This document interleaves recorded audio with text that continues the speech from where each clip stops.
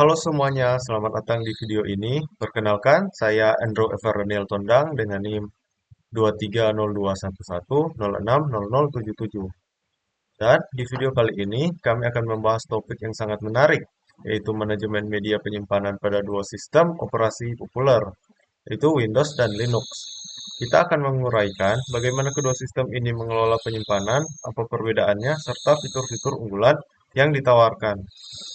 Dan yang akan menjelaskan pada sistem operasi Linux adalah Jonathan Kaligis dengan NIM 23021106040. Dan yang akan menjelaskan pada sistem operasi Windows adalah Kiva Lasut dengan NIM 23021106068. Yuk, langsung kita mulai. Oke, baik. Kali ini eh, masuk kepada sistem operasi Linux. Jadi untuk Linux ini, sistem operasi Linux saya menggunakan virtual machine ya, virtual machine menggunakan VirtualBox, yakni Kali Linux. Jadi ini kalau yang sudah familiar ya, ini adalah Kali Linux yang saya gunakan. Jadi untuk itu saya akan tunjukkan untuk mungkin konfigurasinya untuk sistem requirements-nya saya gunakan seperti ini. Jadi yakni ada sistem ini base memorinya 11 GB, lalu ada prosesornya 6, akselerasinya sini nested paging ya, dan KVM para virtualization ini dan juga PAE ini. Nah, untuk KVM ini, apa maksudnya KVM ini? KVM ini dia itu adalah kernel based virtual machine. Jadi dia base-nya itu kernel ya. Kernel di mana KVM ini merupakan modul kernel Linux yang memungkinkan sistem untuk menjalankan beberapa mesin virtual yang sepenuhnya terisolasi. Dia sepenuhnya terisolasi. Nah, masing-masing dengan kernel sendiri dan perangkat keras virtual. Jadi setiap VM berjalan di atas virtualisasi perangkat keras, yaitu yang digunakan sekarang. Kalau saya menggunakan PC ya sekarang, menggunakan sumber daya terpisah juga dari mesin host. Nah, untuk keuntungannya sendiri, seperti yang sudah dijelaskan tadi bahwa isolasinya penuh. Yang pertama, isolasinya penuh. Jadi isolasi penuh. Jadi setiap VM itu sepenuhnya terisolasi. Sehingga jika satu VM gagal, VM lainnya tidak terpengaruh. Jadi seperti ini.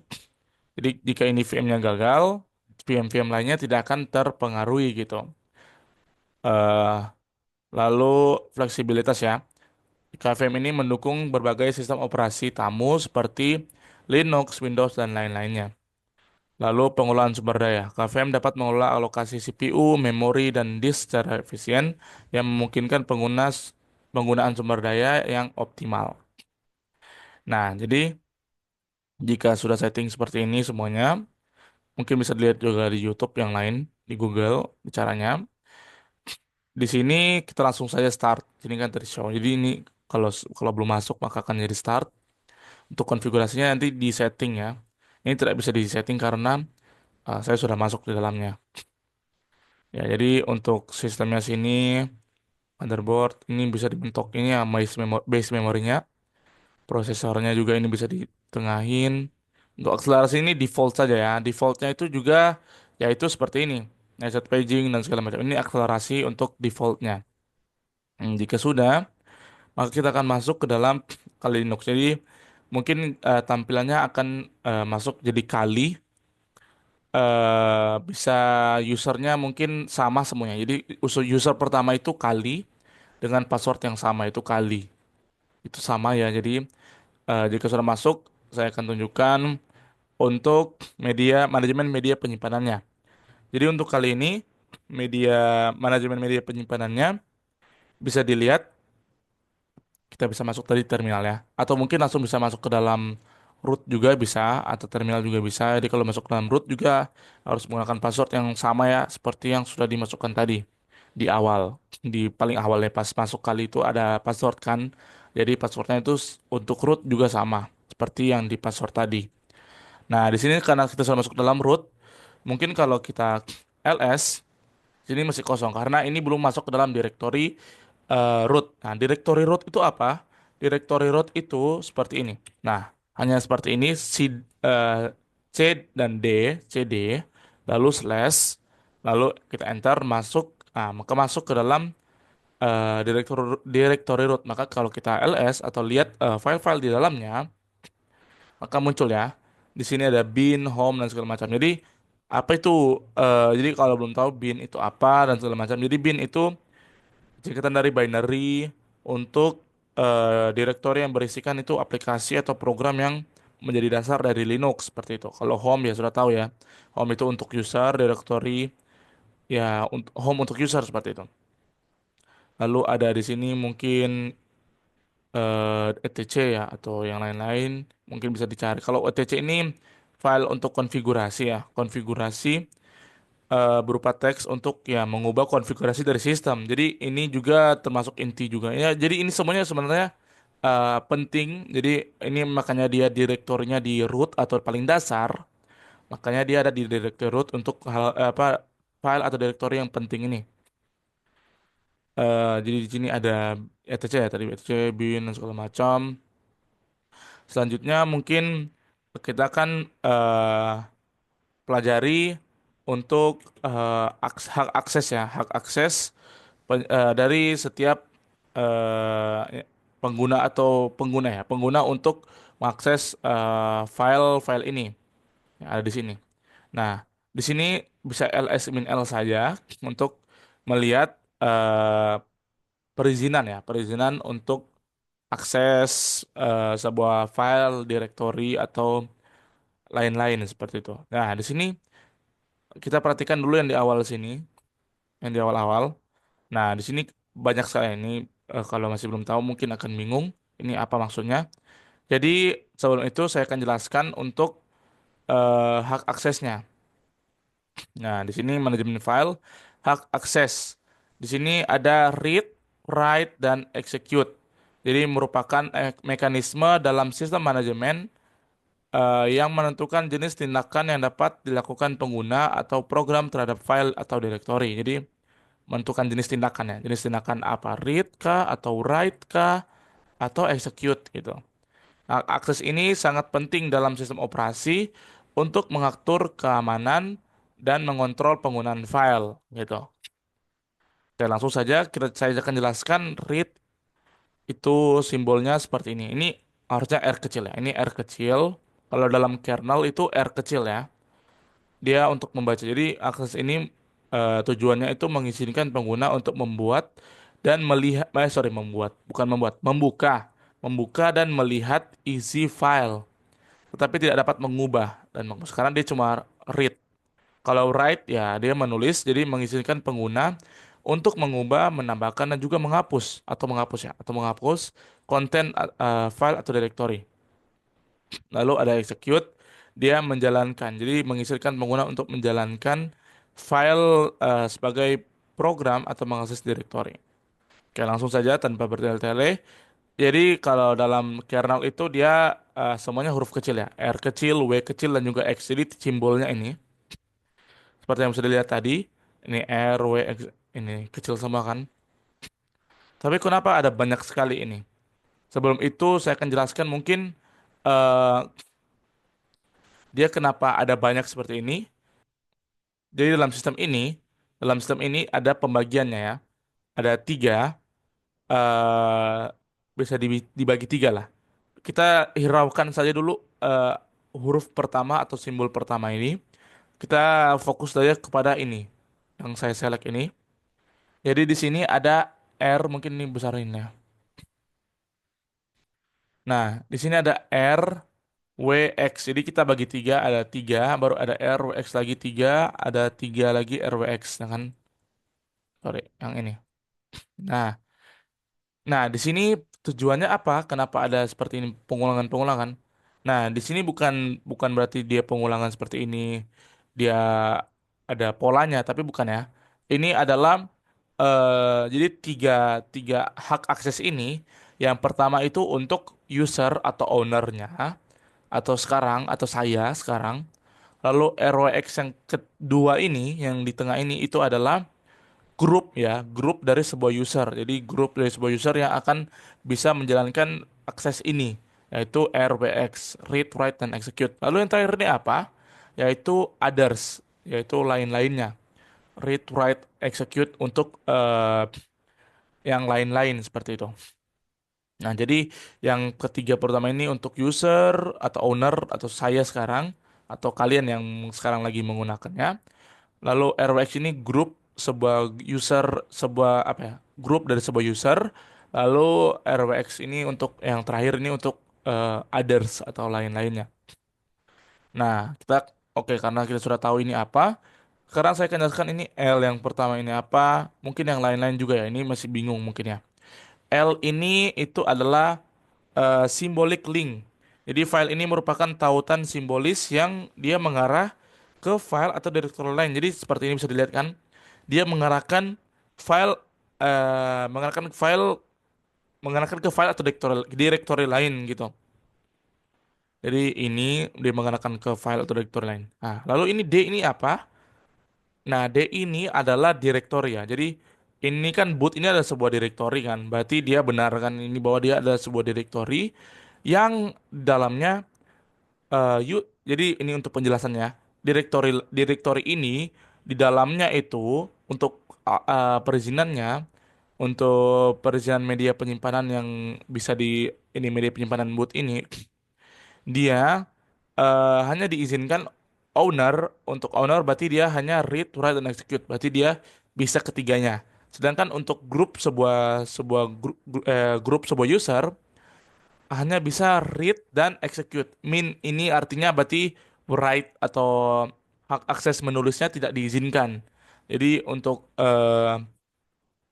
grup tidak bisa tidak bisa hak akses menulis. Lalu untuk others juga sama ya. R min X jadi strip ya. R strip X ini dia sama sama berarti sama seperti grup. Sama ya. Jadi ini sama bisa dibilang sama juga. Ini Ini sama. Mungkin yang lain-lain kalau masih bingung, penjelasannya sepertinya sama ya. Jadi L, mungkin kalau ini hanya sambungan dari sini ya. Ini tidak bisa, saya tidak tahu ini kenapa tidak bisa terexpand ya, tidak bisa terexpand. Nah, lain-lain juga seperti ini sama ya. Nah, mungkin yang ini juga, nah ini agak ambigu tapi mungkin bisa ketahuan ya. Karena mungkin di directory ini hanya owner yang bisa mengakses read, write, dan execute. Sedangkan grup atau apa tadi others atau lainnya tidak bisa ngapa-ngapain, tidak bisa read, tidak bisa write, tidak bisa execute. Jadi makanya di strap atau di garis seperti ini. Mungkin ini juga bisa sama, ini bisa tahu ya sama-sama. Ini juga mungkin write-nya berarti ownernya sendiri tidak bisa menulis, tidak bisa menulis apa-apa, sama juga seperti lain-lainnya. Ini juga, ini juga. Mungkin yang ini. Ini agak bingung karena kan tadi kan D dan juga L kan yang angka atau sorry, huruf pertama. Nah, ini untuk simbol pertama kenapa min? Nah, min ini adalah sebuah file. Jadi jika kalian menemukan eh, apa ya simbol atau huruf ya bilangnya simbol ya ini bilangnya simbol pertama, maka dia itu adalah sebuah file ya. Kalau minus hanya jadi dia ada tiga. Jadi yang di sini ada tiga. Jadi ada directory, ada symbolic link, dan juga sorry, strap atau file. Jadi strap itu adalah file, sebuah file. Jadi di sini untuk perizinannya, jadi untuk owner hanya bisa read dan write tapi tidak bisa execute untuk file swipe file ini. Ini tidak bisa ngapa-ngapain selain read dan write. Jadi untuk grup atau others juga tidak bisa gitu. Nah, itu untuk kita mengetahui perizinan ya untuk media penyimpanannya. Jadi kita bisa melihat ini untuk penyimpanannya tadi ya, ini penyimpanannya untuk sebuah root. Jadi kita misalkan mau mengaksesnya, mungkin kita bisa saya cd, misalkan kita masuk ke dalam home gitu.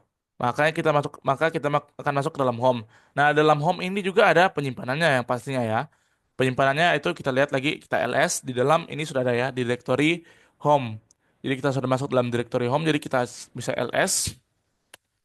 Nah, maka akan ada kali. Jadi ini untuk usernya. Jadi kan kita usernya kali ya tadi ya, ini user kali. Jadi dalam home ada user, yaitu hanya user kali. Kalau mungkin tambah user juga bisa, nanti bisa dilihat. Mungkin bisa add user, tapi untuk kali ini saja menggunakan kali gitu. Mungkin yang lain-lain juga kita bisa lihat. Nah, kalau apa bedanya tadi dengan apa bedanya tadi dengan ls min L? Jadi min L ini untuk perizinannya ya. Jadi kalau lihat sini perizinannya itu hanya kali. Jadi kali itu sebuah file berarti ya. Sorry, sebuah directory ya. Nah, hanya untuk owner karena ya cuma cuma kita yang menggunakan. Jadi ini dibuat 17 Desember ya, dibuat tadi. Saya cepat-cepat download untuk membuat ini. Jadi pembuatannya seperti ini. Nah, itu jadi kalau kita masuk ke dalam kali, misalkan langsung, sorry, bisa masuk ke dalam home dulu ya. Nah, seperti ini ya jadinya. Maka kita akan masuk ke dalam kali. Kalau kita lihat lagi mungkin dapat dilihat sini ada directory untuk penyimpanannya. Jadi kita lihat misalkan langsung saja ini mungkin di minimize dulu. Nah, masuk ke dalam ini kan home, ini kan kali, ini yang kita gunakan kan sekarang sebagai user ya. Jadi kita bisa lihat di dalam home. Nah, di sini sudah masuk ke dalam kalinya. Jadi ini home kali ini sama kan. Nah, sama seperti yang ada dalamnya kan. Ada desktop, dokumen, downloads dan lain-lain sebagainya yang jika kita ls seperti itu. Jadi sini ada juga new empty file. Jadi kalau kita ls min L mungkin ya. Nah, di sini dapat dilihat ya untuk totalnya ada 32. Untuk perizinannya juga seperti ini. Nah, ini ada sebuah file, jadi makanya dia bentuknya dia garis strap, dia bentuknya file atau minus ya, kalau bisa dibilangnya. Itu seperti ini. Itu untuk manajemen media penyimpanan yang ada di Linux untuk kali ini untuk Linux untuk VirtualBox, Virtual Machine kali, atau mungkin Ubuntu juga sama ya. Untuk Ubuntu kali dan juga lain-lain karena dia Linux ya. Dan kita bisa juga setting untuk virtual machine-nya jadi untuk KVM ya karena kernel based virtual machine ya untuk akselerasinya gitu seperti itu. Oke, terima kasih. Baik, dengan saya Kifano Alasut dengan NIM 23021100600068. Sekarang saya akan menjelaskan sedikit mengenai manajemen media penyimpanan pada sistem operasi Windows yang mencakup berbagai aspek yang bertujuan untuk mengelola dan mengoptimalkan penggunaan ruang penyimpanan di perangkat keras. Nah, sebelum kita lanjut, untuk pemeriksaan penyimpanan Windows sendiri, kita akan menggunakan dua alat manajemen, yaitu disk management dengan command prompt. Yang saya gunakan adalah PowerShell. Nah, kita langsung saja mulai. Untuk pemeriksaan penyimpanan di Windows, untuk aktivitasnya kita dapat tekan Windows X. Nah, di sini akan muncul beberapa pilihan. Kita ini akan menggunakan disk management yang pertama. Nah, ini yang biasa digunakan untuk melihat keadaan disk kami. Kalau misalnya Anda ingin melihat disk Anda dapat juga pergi ke dalam file manager dan Anda dapat melihat di disk PC, di PC Anda atau perangkat Anda. Di sini karena saya ada dua slot SSD NVMe, maka saya ada local disk C yang bawaan dari Windows dari pabrik Asus dan juga volume tambahan yaitu new volume D. Nah, untuk penjelasannya, local disk C dia biasa berisi tentang data dan file system dari sistem operasi kami. Nah, dan oleh karena itu maka disk itu akan dipartisi secara default.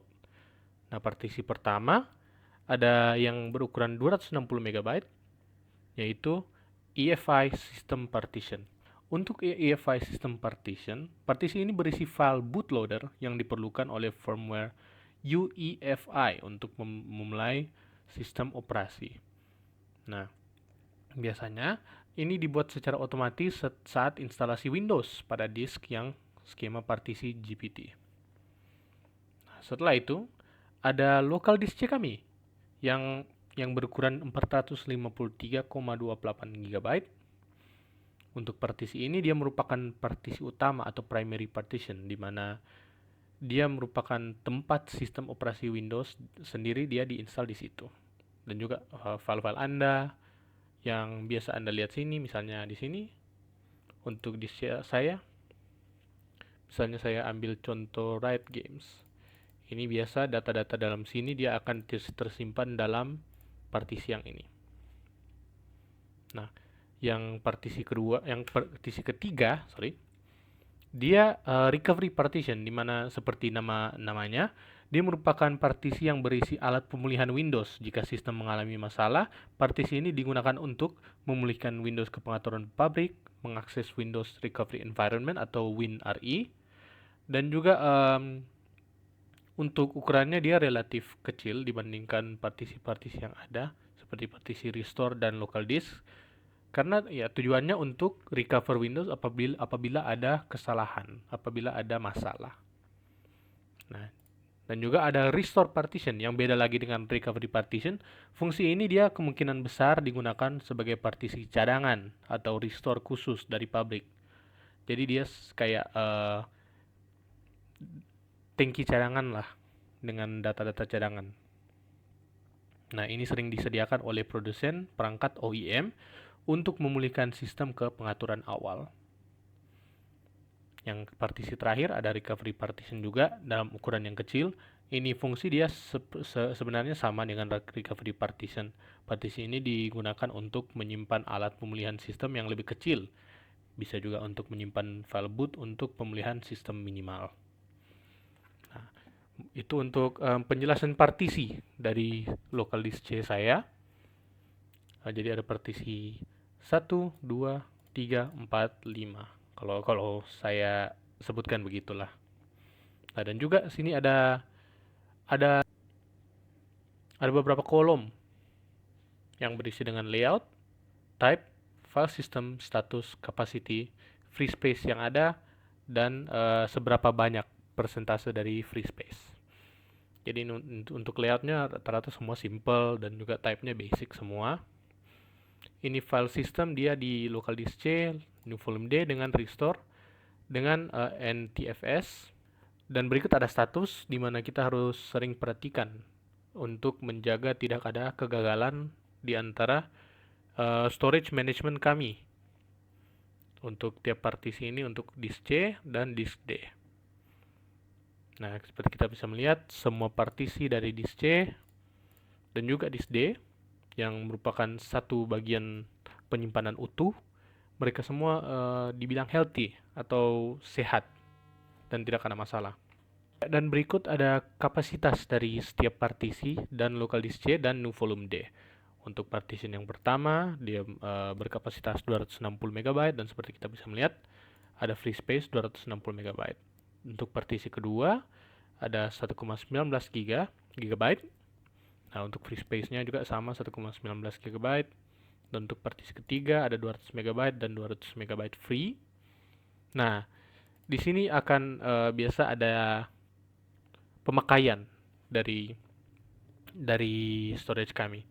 Karena seperti yang kita tahu, kita menyimpan data di local disk C dan local disk D, dan juga ada data yang tersimpan di restore untuk jaga-jaga apabila ada kegagalan sistem, maka data yang telah tersimpan di sini dapat digunakan lagi untuk pemulihan sistem. Lanjut untuk penjelasan sedikit mengenai tools kami yang kedua, saya akan menggunakan Windows PowerShell. Nah, ini untuk memeriksa perangkat media penyimpanan kami secara hardware atau secara real. Caranya bagaimana? Pertama, kita dapat menggunakan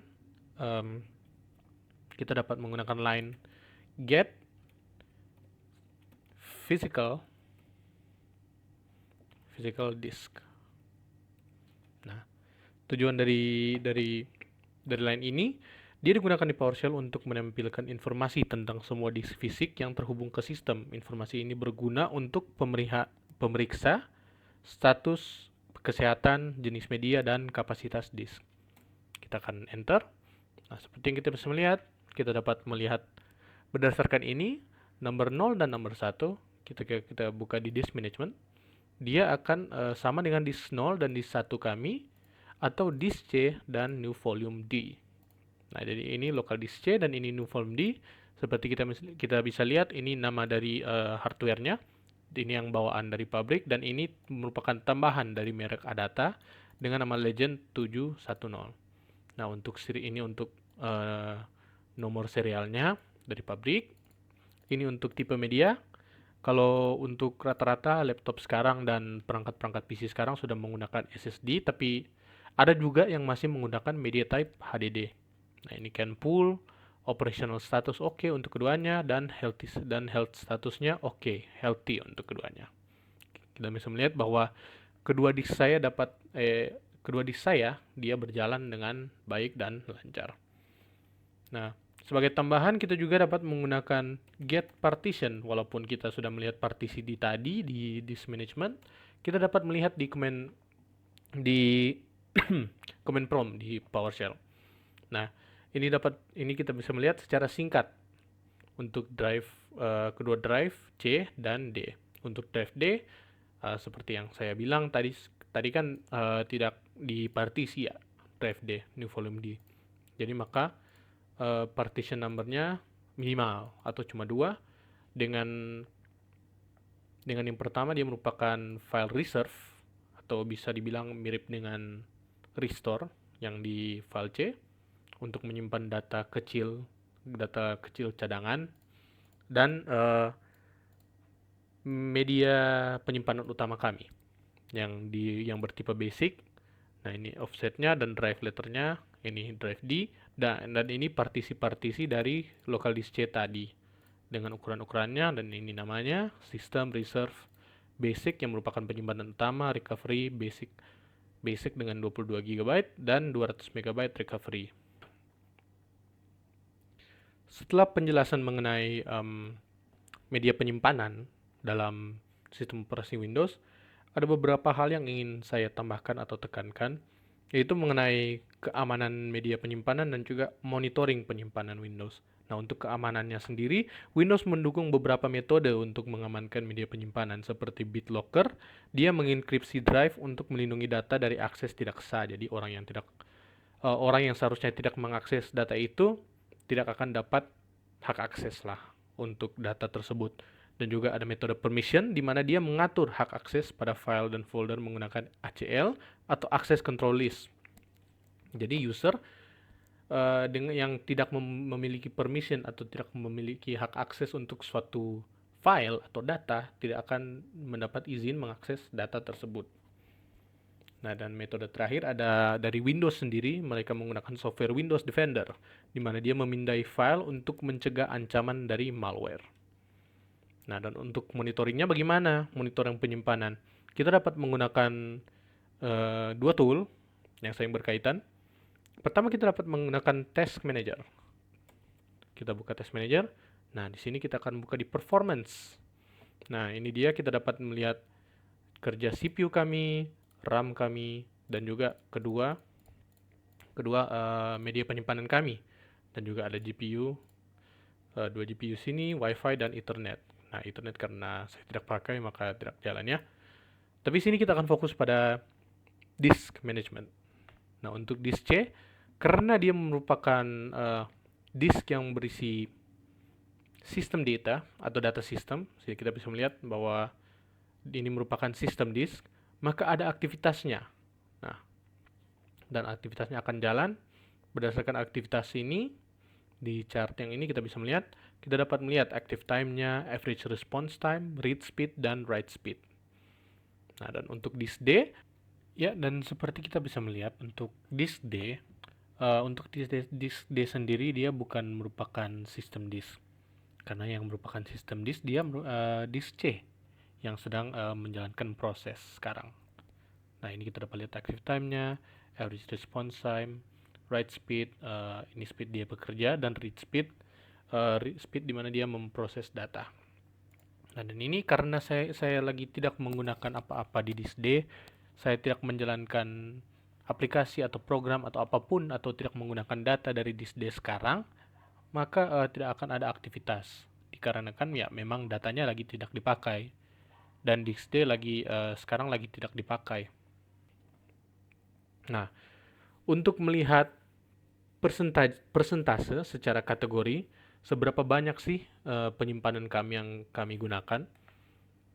Untuk secara garis besar kita bisa lihat sini untuk penyimpanannya. Oh, kita memiliki 100 GB free dari 453 dan 307 GB free dari 476 GB.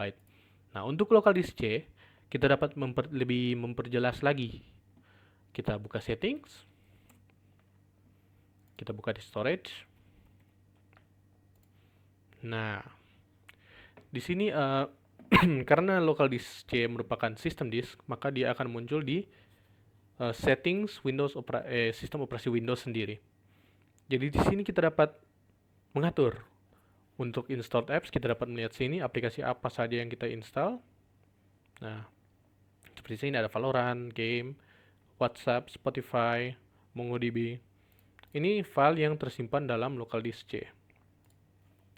Kita kembali ke storage. Nah, dan juga ada file-file lain seperti dokumen, temporary file. Nah, seperti kita bisa lihat ada juga file-file lain, ada temporary file, dokumen, dan videos. Ini semua dapat kita atur. Kita dapat masuk masing-masing dan kita mengatur seberapa banyak storage yang ingin kami gunakan di local disk C. Jadi bisa diatur. Nah, dan sini kita bisa melihat secara jelas kita sudah memakai berapa gigabyte dari local disk C. Di sini kita dapat memonitor dan mengkondisikan data-data yang ada agar tidak sampai full penyimpanannya. Mungkin kalau dari saya itu sudah cukup untuk penjelasan mengenai manajemen media penyimpanan pada sistem operasi Windows. Oke, demikianlah pembahasan tentang manajemen media penyimpanan pada sistem operasi Windows dan Linux. Semoga informasi ini bermanfaat dan membantu kalian memahami bagaimana kedua sistem ini mengelola penyimpanan dengan cara yang unik. Terima kasih.